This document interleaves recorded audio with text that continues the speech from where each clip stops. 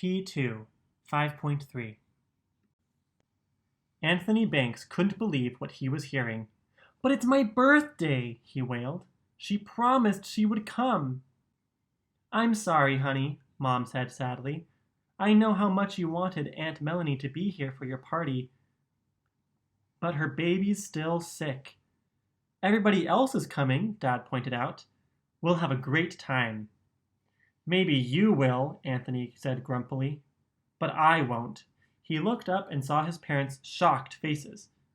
"I didn't mean that," he said quickly. Anthony smiled bravely. "It'll be a great party." A few hours later, Anthony was sitting on the sofa surrounded by friends, family, and lots of presents. He was trying on a pair of mittens that his cousin Andrew had given him. "They're really warm," he said. "Thanks, Andrew." One present still lay unopened on the sofa. Anthony's mother handed it to him. "It's from Aunt Melanie," Mom said softly. "She sent it ahead in case she couldn't make it." Anthony eagerly pulled off the paper, and there lay a red plastic tube with stars on it. "It's a kaleidoscope," his father told him. "Hold it up to the light, look through one end, and turn it slowly." Anthony did as he was told. He gasped. "I see beautiful colors and shapes," he said happily.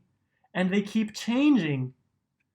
"Let your guests see it too," Dad said. Anthony fussed a little as the kaleidoscope was passed around. He was nervous something would happen. Afterward, he carefully placed the kaleidoscope high up on a table in the hall. Then a terrible thing happened. Dolly, the family dog, started playing with an empty gift box. She knocked into the high table. The kaleidoscope rolled off the table into the bare floor with a crash.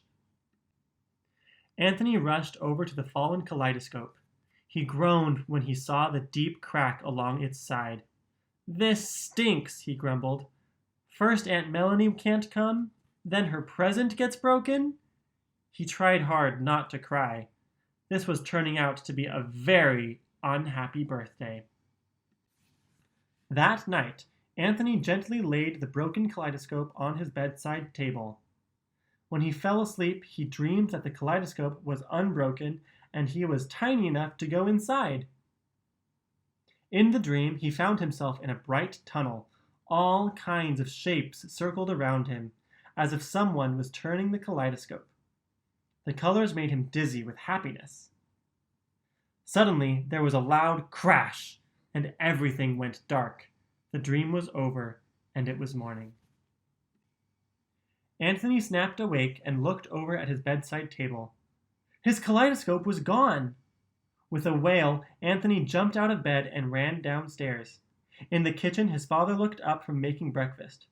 "Well, birthday boy, we've got good news for you," Dad said. His mother nodded happily. She was holding the missing kaleidoscope. "First of all, honey," Mom said, "we can fix this. It'll be good as new." Anthony dropped into his chair with a joyful sigh. "Phew," he said. Then he sat up. "You said first of all. Is there more good news?" he asked. "Yep," his father told him. "Aunt Melanie just called. The baby is all better, so Mel will be here on Saturday. And she's bringing cake. Guess what will be written on top?" Anthony swung his feet and giggled. "What?" "A promise is a promise."